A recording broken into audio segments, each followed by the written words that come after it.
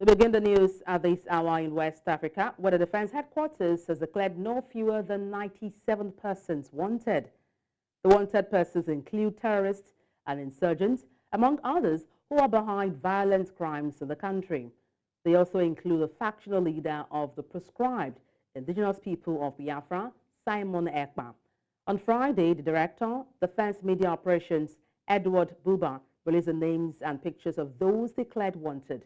The names and pictures contain terrorists from the northeast and northwest, as well as insurgents in the southeast and north central. In addition, 21 insurgents and violent criminals were declared wanted in the southeast and north central area. And now moving on to another news item. Nigeria's electoral body has commiserated with the Nigerian military over the murder of several personnel in Okwama, Delta State. This was during the Inter-Agency Consultative Forum with security agencies in Abuja, where the body outlined plans for the upcoming Edo and Ondo governorship polls. Amadine Uyi has details. It was an inter-agency consultative meeting between Nigeria's electoral body and security agencies.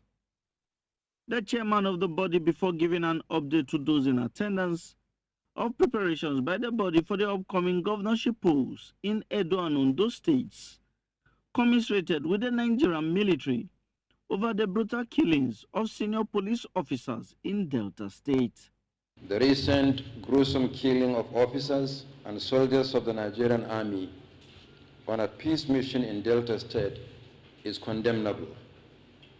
We are confident that the ongoing investigation will lead to the speedy arrest and prosecution of the perpetrators of the heinous crime.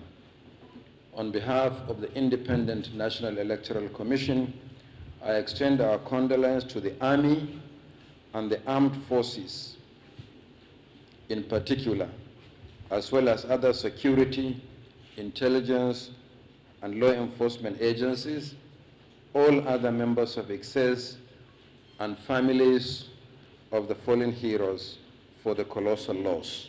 The Nigeria Police Force, during its own review, says that successes achieved in the last off-cycle polls will be replicated. It could be recalled that during the last ISIS meeting, the IG promised to deploy massively both human and material assets of the police to ensure a hitch-free election.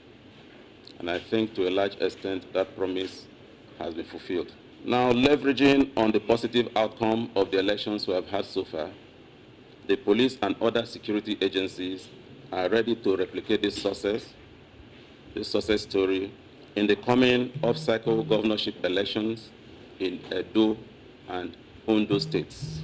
The police representative says that the Nigeria Police Force is ready for the Ondo and Edo state governorship elections. We have been interfacing with the CPs in the two commands.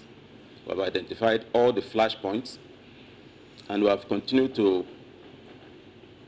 work on the threat profile of the two states to ensure that when we deploy, we'll deploy in line with what is required to ensure hitch-free election in the two states. Nigeria's electoral body also assures security agencies that its engagements will continue till the upcoming off-cycle governorship polls. In Abuja for News Central, I am Amadine Uyi. President of the Christian Association of Nigeria, Daniel Oko, has urged the government of Plateau State to engage in programs that will enthrone peace and security to the state. The CAN president was speaking during his visits to victims of the Christmas Eve attack on Boko's local government area of Plateau State. Chizoba Anyonwe has details. This is what lunchtime looks like in the internally displaced persons camps. It is on this premise that Christians in Plateau State have been urged to remain committed to programs of peace building, even in the face of violent attacks being recorded in many parts of the country. Leader of the Christian Association of Nigeria said the church is worried, looking at the conditions faced by the internally displaced persons on the aftermath of crisis. We have come to stand in solidarity with the people of Bokos local government and the people of Plateau State to pray with them and to bring our humble supplies to the people in this camp, and to also give hope to our people. Chairman of Bokos Local Council area says his people are encouraged by the show of love from the public. The local government, in conjunction with the state and the federal government, have put in place a roadmap to see that roofing materials are provided so that those houses that were burned down are re-roofed for the IDPs to go back to their place of abode. Earlier, at a courtesy call on the governor, Khan was urged not to relent in her efforts for national discourse as Nigeria faces series of insecurities. If there was a time that the nation needs moral direction, it's now. And I believe that Khan should be able to be the vanguard of that and speak up for the vulnerable, speak up for the disadvantaged, speak up for the oppressed, and insist that the right things be done in the right way at the right time. As much as this goodwill is appreciated, priority need for these internally displaced persons here is to return to their ancestral homes to begin their normal lives again, if only their security can be guaranteed. In Bokos, local council area of Plateau State, for News Central, Chizoba Aniui. The 15 students abducted at a Quranic school in Sokoto State have regained their freedom. The students were kidnapped at Gidan Bakuso village in Gada local government area while running into their rooms for escape attack on the community 2 weeks ago. The victims were abducted hours before the graduation ceremony of the state's community guard corps created to fight banditry. The proprietor of the Tsisangaya school in Gidan Bakuso, Liman Abubakar, had told newsmen that bandits invaded the community, shot one person and abducted a woman. Let's also tell you that 2 female students of the Nasarawa State University, Kefi, reportedly died and 23 others injured during a stampede that occurred at the university's Convocation Square on Friday morning. The Convocation Square, city round gathered, was the venue for the distribution of bags of rice as palliatives to the students of the Nasarawa State government aimed at reducing their suffering. Governor Abdullahi Sule recently distributed 2 7.5 kilograms bags of rice and 5,000 naira to each student of the Federal University of Lafia, Isa Mustafa Agwai Polytechnic Lafia, and the College of Education, Akwanga. Confirming the tragic incident, the national president of the Nasarawa State Students Association, Yunusa Baduko, said that most of the students involved in the stampede were rushed to hospitals in the area for medical attention. Muslim faithful in Kaduna State have expressed worry over the current heat wave being experienced in the state, coupled with the insecurity situation which is depriving farmers from going to their farms, saying they are taking their toll on the ongoing Ramadan fast. Some of them spoke to News Central after the weekly Friday prayers in the state capital, saying they are making the fasting activities more difficult. Marvelous Abomanu is in Kaduna State and tells us more. The monthly Ramadan fast is special for Muslim faithful all over the world, as it presents an opportunity to make supplications to God. It is also a time to give our alms to those in need, despite the fact that the current economic situation in Kaduna State is making survival more difficult. It is 2 weeks into the month of Ramadan, and things are becoming increasingly expensive in the market. The major food items needed for the fast are soaring every day. Talk about the weather conditions, the sun is hot. But despite these challenges, Muslim faithfuls here in Kaduna State are showing uncommon resilience, never to allow the cost of food items or the challenges to deter them from fasting. The fasting is actually moving smoothly, though the weather and the climatic condition actually is not friendly. But by the grace of God, we are moving, and today I think We are almost 2 weeks out of the fasting. If you check like Palestine now, what can you say about them? Them, they are fighting wars. They have been in an empty stomach for like 2 months or 3 months now, and they are still fasting. People cannot afford to get how to break the fast and how to even make the iftar, which is very, very bad. In the month of Ramadan like this, it's very, very bad. After having a chat with some Muslim faithful shortly after their weekly prayers, News Central visited one of the markets in Kaduna State to get a pulse of customers and sellers. If it is before, you see some people doing fasting, during Ramadan season, you see people sharing rice, sharing maize, sharing guinea corn. But now you will not see, because even you that you're trying to share, have you finished feeding yourself? You buy something 15 naira today, you come, you buy it 200 naira. If you talk, they will tell you that the dollar is at the higher rate. I don't know. Like this, our local food that they will produce, I don't know if it is the problem of dollar. I don't know. We miss Jonathan, sir. We miss Jonathan. I swear to God. Time of Jonathan, bag of rice, 8,000 naira. But now, almost 60. That is how they used to buy bag of rice. Everything costs. If time of our breaking of fasting now, I swear to God, before I go buy pure water set on to almost 30 naira one. Residents have called on government to look into the cost of fertilizer and other chemicals used in farming, which is responsible for the current situation. In Kaduna for News Central, I am Marvelous Oboman. We'll try to connect with our correspondent, Marvelous Obomanu, who is live in Kaduna State for more on that subject matter. But moving on, Governor Alex Otti has been commended for signing the Abia State of Nigeria Governors and Deputy Governors Pension Repeal Bill of 2024 into law. Chinwe Ugele has more. First, the House of Assembly passed the bill to repeal the Abia State of Nigeria Law No. 4, 2001, meant to provide for the grant and pension to the Governor and Deputy Governor of Abia State. 2 days later, Governor Alex Otti appended his signature to the bill, thereby making the pension law useless. Government is not about self-interest. It's actually self-interest that destroys governments. One of the major problems that governments face is reigning cost of governance. The abolished law was to come into force from June 12, 2001. The said law also provided that the pensions for the ex-governors and their deputies would be funded from the Consolidated Revenue Fund.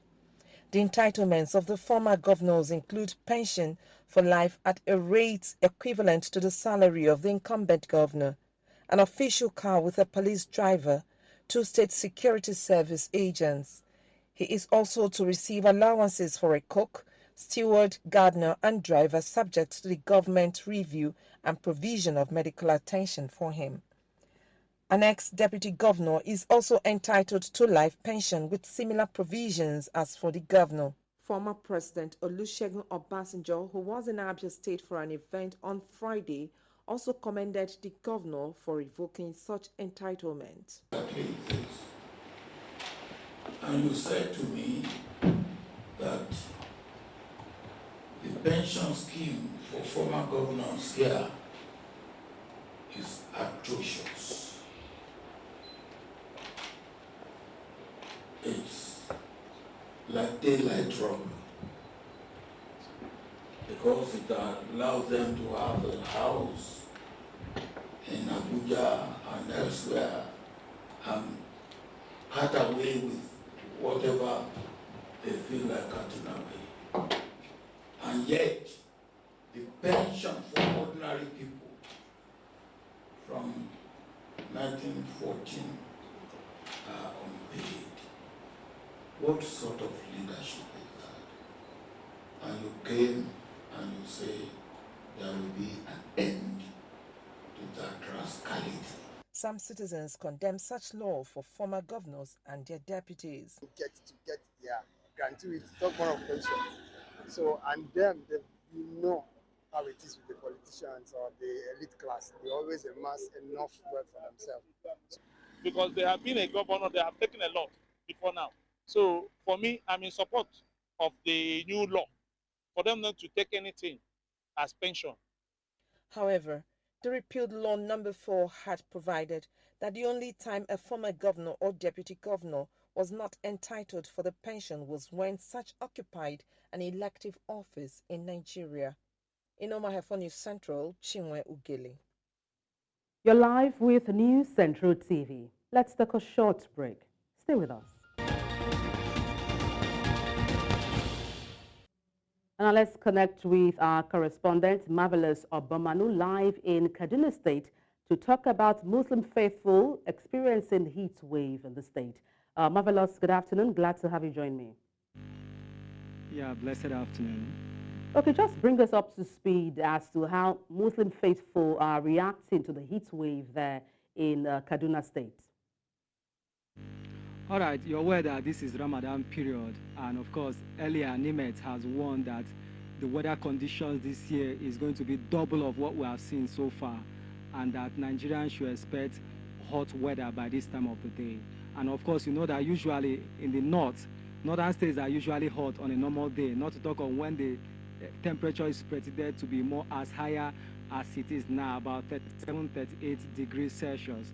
And of course, you know that Kaduna State is one of the hottest, some of the hottest states in northern Nigeria. You see Kaduna, you see Zamfara, you see Kano, and you see Sokoto State. So for Muslim faithful within these states I've mentioned, this weather is hot. For those of them in Kaduna yesterday, when they were observing the Friday prayers, we visited some, mosque around, and after their prayer, in fact, you can see visibly they were praying and sweating at the same time. Some of them had to use hanky to wipe their face while they were observing their Ifa prayers. So immediately after the prayers, we had to engage with most of them, and they complained that hunger and the heat wave is affecting them from, observing their fast effectively the way they should.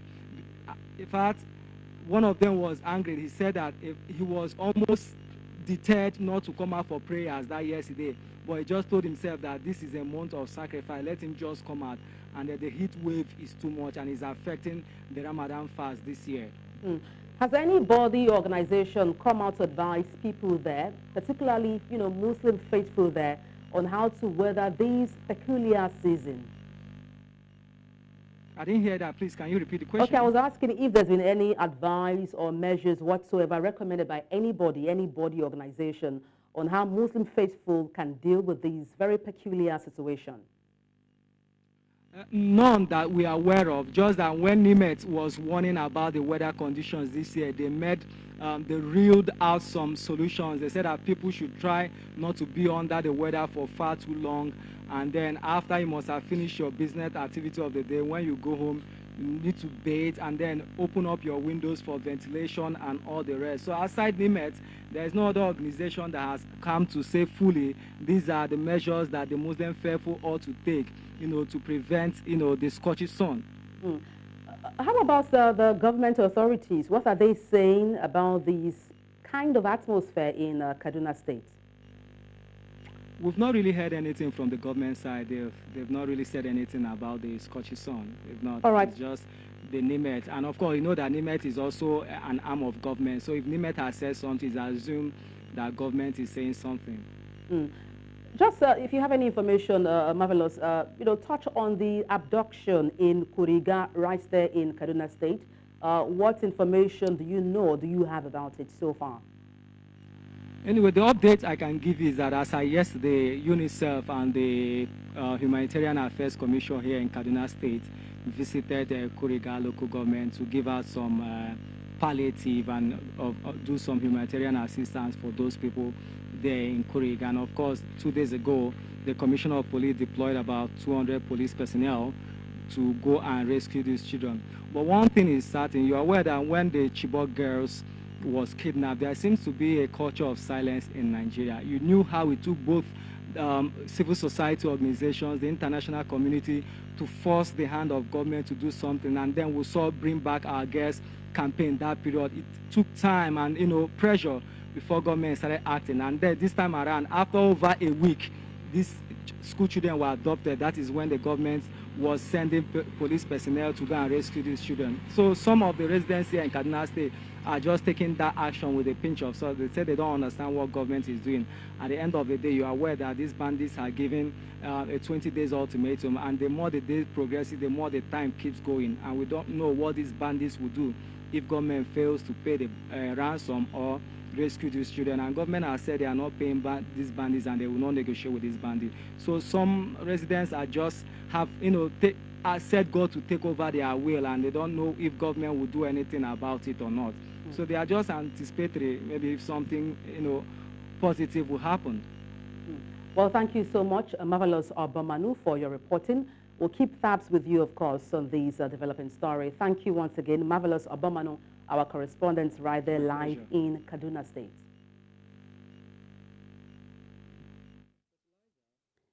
In a somber development, residents of the Ilasan Jakonde estate in Lekki are facing the harsh reality of losing their homes once again. The demolition leaves the displaced without shelter and brings back the haunting memories of the Morocco demolition in 1990. Niyi Omoniyi has more. As bulldozers tear down structures and families are forced to evacuate, the sense of déjà vu is palpable. Many here have been through these before, some more than once. For them, the traumatic experience of being displaced yet again leaves them caught in the cycle of loss and uncertainty. Amidst the rubble and chaos, stories of resilience and heartbreak emerge as residents grapple with the harsh reality of being uprooted once more. I was very small. My mom told me about the history of Morocco, how my elder father Onai fell down from a story building when army come with their wahala. And this one again, they came again without informing us. They come suddenly, breaking house, damage house, even our children's school now, we don't know where we start. Food to eat now, we don't know where we start. Water, things are very difficult. So they didn't see us as a human being. They see us as an animal. Are we not a human being? Are we a goat? How many people can we reckon with this demolition that has died? And with all said and done, what have you done? Are you not Nigerians? Look at our buildings. Some were uncompleted. When we reach here, we place windows. The echoes of the past resonate loudly as they navigate through the wreckage of their homes, left stranded and grappling with the harsh realities of starting afresh.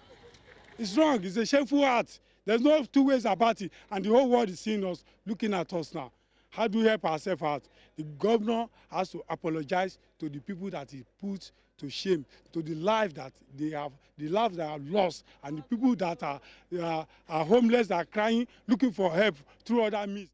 As the community mourns the loss of their once vibrant neighborhood, questions linger about the future and the fate of those who have been dealt this cruel hand. If they want to rebuild it, they can resettle us here.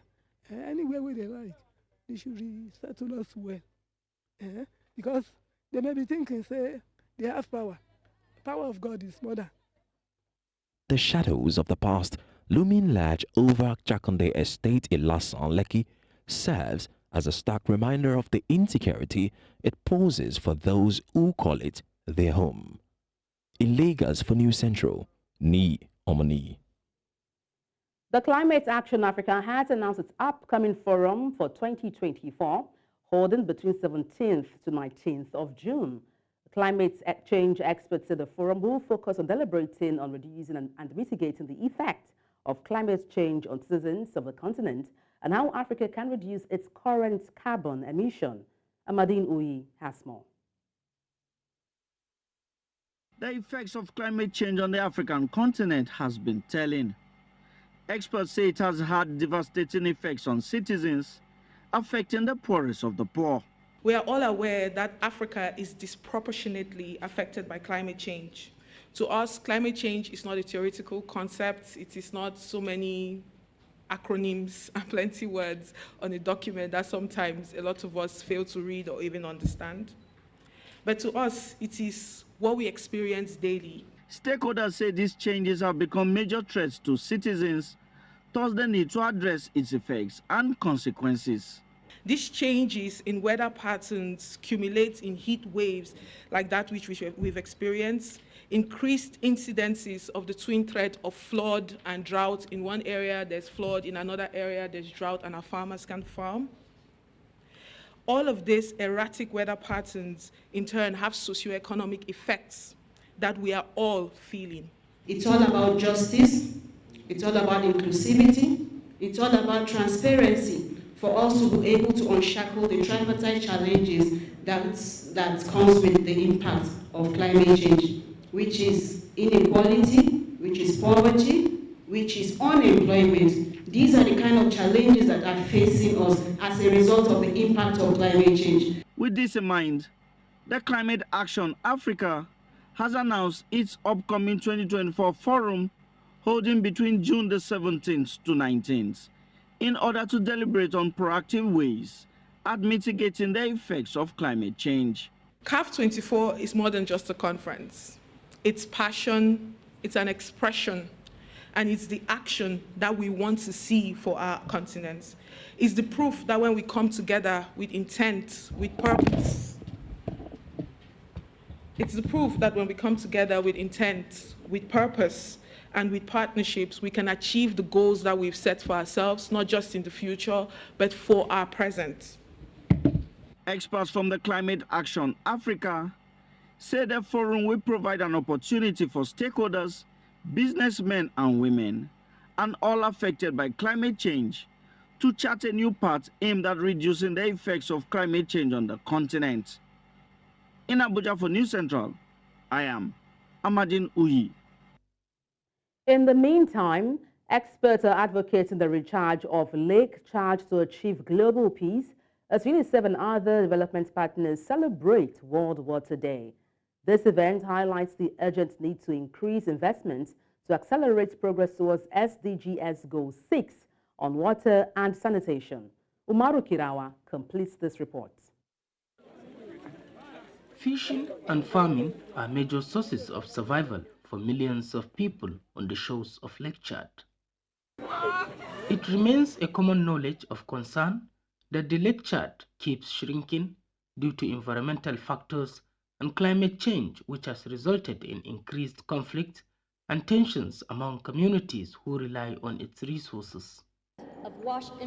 Here in Nigeria's Borno State, UNICEF and various development partners have gathered to commemorate World Water Day. The focus of this event is to draw attention to the critical issue of water scarcity and the lack of proper sanitation services that affect millions of the people. We're currently supporting the fecal disposal latrines and have done so in 110 IDP camps in 2023. We're protecting the most vulnerable children from contamination of water sources and disease outbreaks. We are also working with the Borno government to launch open defecation-free roadmap, and hopefully in this year we will add 5 more defecation-free local government areas in Northeast. This we need to do with all of you. Experts believe that the recharge of Lake Chad will play a significant role in sustaining peace in the region and ensuring the successful realization of the SDG Goal 6 on water and sanitation. The Lake Chad is a source of water. It's a region where, because of the water, it has escalated violence, crisis, and what have you. So we're calling on world leaders today to see how the Lake Chad crisis and violence will be resolved. So we're using this medium to help call these international bodies who have been supporting us to help us reach out to these people who are just recovering from insurgencies, these people that do not have access to clean, safe, and adequate water. The urgent need to recharge Lake Chad and address water scarcity issues is a pressing matter, not only for the people of Borno State, but for the entire international community. Governments must also support and promote private sector engagement in such initiatives. Increased investments and collaborative efforts from various stakeholders is considered crucial for this purpose. In Maiduguri for News Central, Umaru Kirawa. You're watching News Central now. Let's take a short break. Stay with us.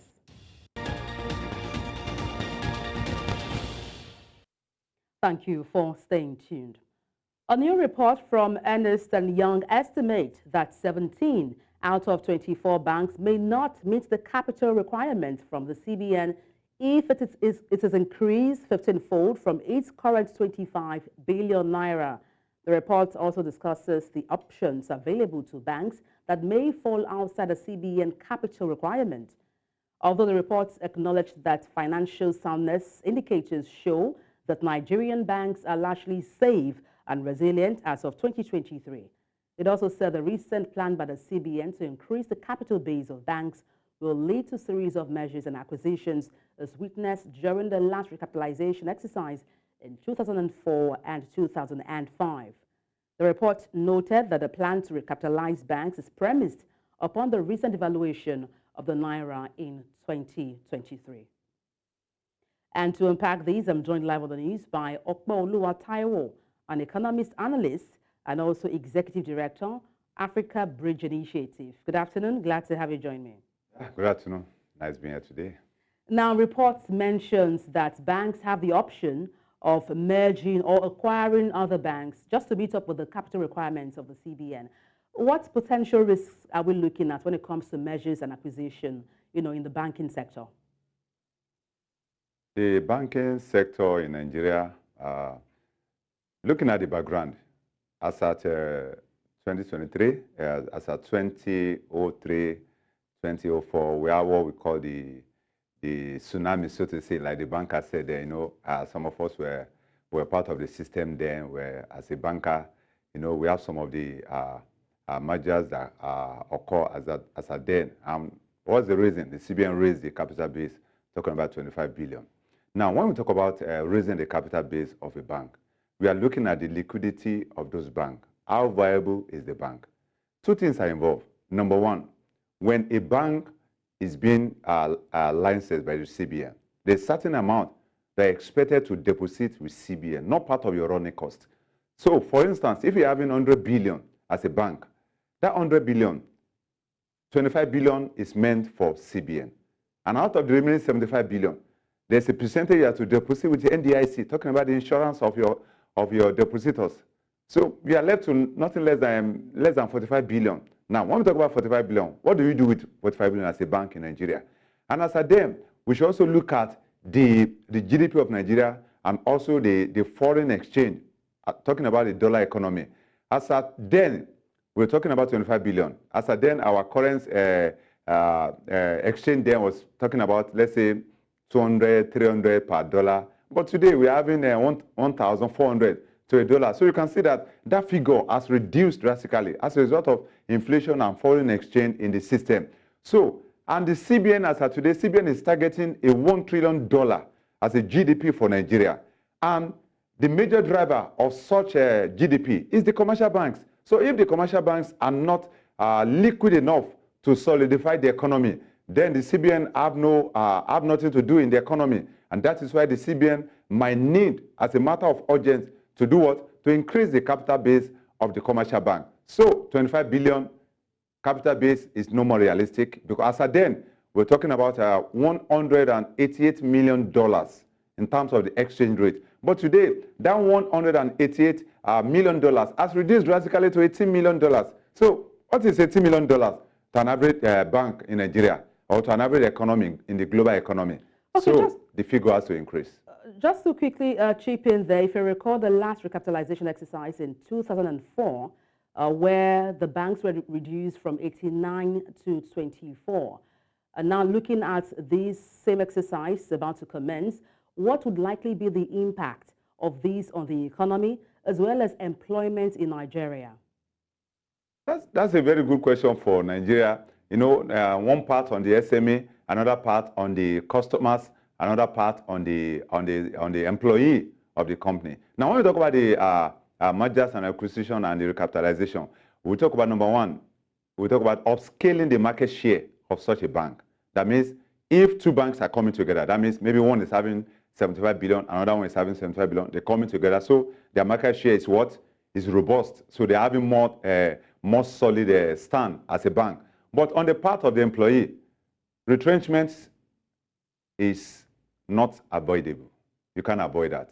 there will be a lot of cutting down in terms of cost, cutting down the staff strength. Because if I'm taking over your asset and your liability, for an average Nigerian institution, employees should not be part of the liability that should be taken over, because that kind of liability is a long-term liability, and that means profitability is not sure for such a bank. So the employee, as of today, understand that you have to upscale your skill, both nationally and globally, for you to understand that the job might not be there sooner than never. But the report mentions that there seems to be resilience by Nigerian banks, largely saved, to a good extent. That's for the year 2023. Is there a risk these may change if capital requirements are increased and banks struggle to meet them? I read that report by Ernest Young, and when we talk about banks being safe, that's a generic term. For Nigeria, being safe is not, there's nothing like being safe.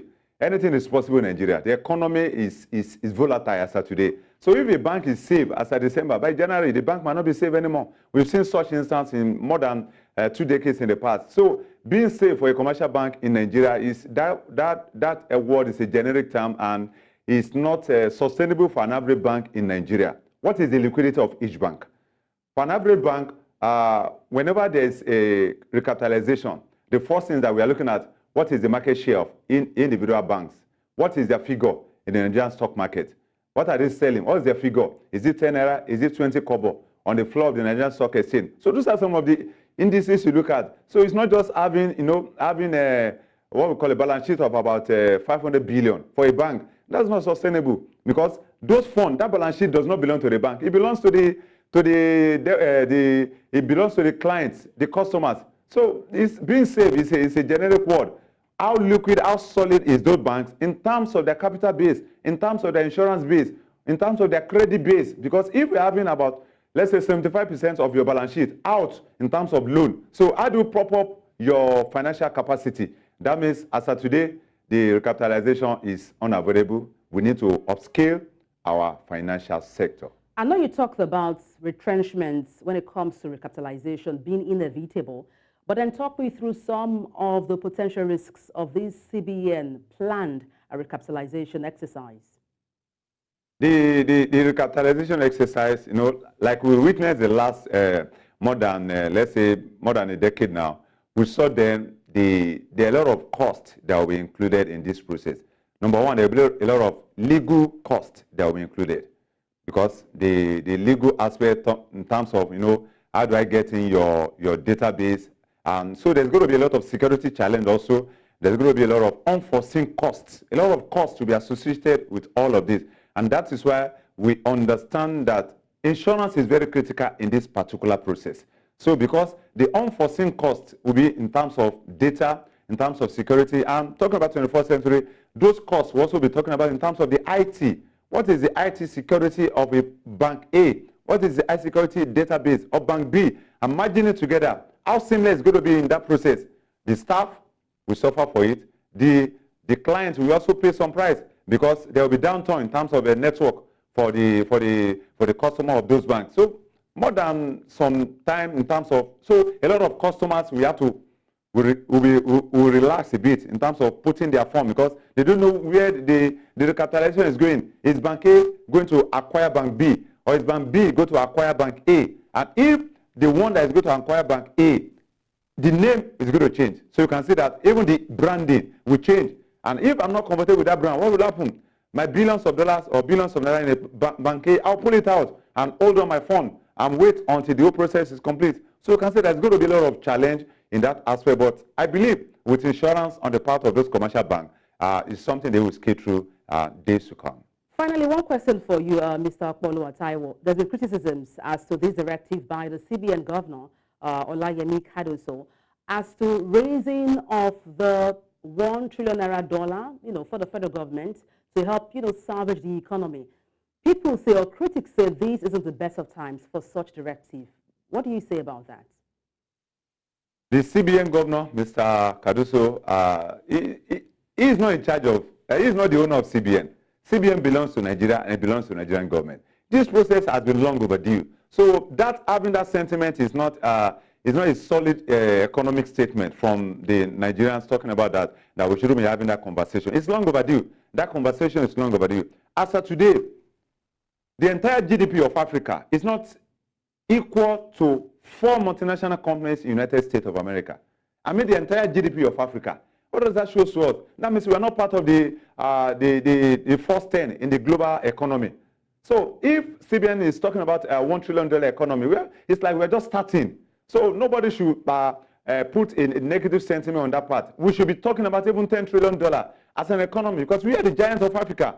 And being a giant of a continent, it's not about politics. It's all about governance. It's all about economy. It's all about sustainability. And if your GDP cannot be beyond $1 trillion, so what are you doing in the global economy? And with that, we know that Nigeria must go upscale in terms of our financial capacity in the global economy. Well, thank you so much for your expertise on the news. Okpaoluwa Taiwo, economic analyst, as well as the executive director, Africa Bridge Initiative. Thank you for your kind company. Yeah, good to be here today. In North Africa, the International Organization for Migration says a mass grave containing the bodies of at least 65 migrants has been found in Libya. The IOM said the circumstances of their death and their nationalities are still unknown, but they believe they died being smuggled through the desert towards the Mediterranean.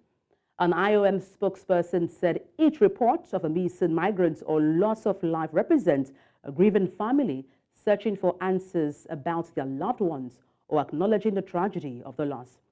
The Geneva-based IOM also called on Libyan authorities and other UN agencies to ensure a dignified recovery, identification, and transfer of the remains. In neighboring Tunisia, a prominent journalist and outspoken critic of President Kais Saied was placed in police custody on Friday over insulting others on social media. Mohamed Bouhaleb, a Tunisian television figure, was summoned and interrogated by the cybercrime unit in the suburbs of the capital Tunis following a complaint filed by a civil servant. His lawyer, Hamadi Zafrani, said after hours of hearing, Mohamed was placed in police custody for 48 hours. According to local media, the complainant, a woman working in a Tunisian Ministry of Religious Affairs, accused Mohamed of damaging her honor and reputation in Facebook posts. A number of sides' opponents are behind bars as Tunisia prepares for presidential elections set to take place later this year. Let's head to South Africa, where the National Assembly Speaker, Lusaviwe Mapisa Nakula, says throwing her in jail would be a threat to her health and life as a senior citizen. The speaker is accused of soliciting bribes amounting to 2.3 million rand during her time as defense minister in 2021. In an urgent court bid to interdict her arrest, Mapisa Nakula said her dignity and reputation is being attacked. Political parties have reacted to corruption allegations leveled against her. The Democratic Alliance tabled a motion of no confidence against her, while the African National Congress said it would wait for more facts to prevail before taking action against her.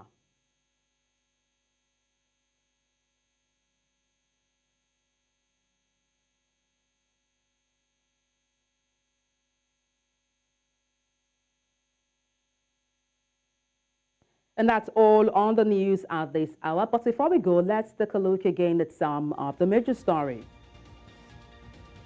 Nigeria's defense headquarters has declared 97 wanted for terrorism, insurgency, and other offenses. United Nations has said at least 65 migrants' bodies have been found in Libya mass grave.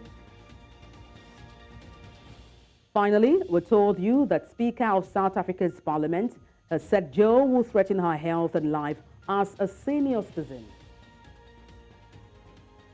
Send your eyewitness report to the WhatsApp number on the screen and follow us on social media. We are at News Central TV. You can watch us live on DSTV, channel 422, Star Times, channel 274, Avo TV, and YouTube. Many thanks for watching. I am Adebola Adeduba.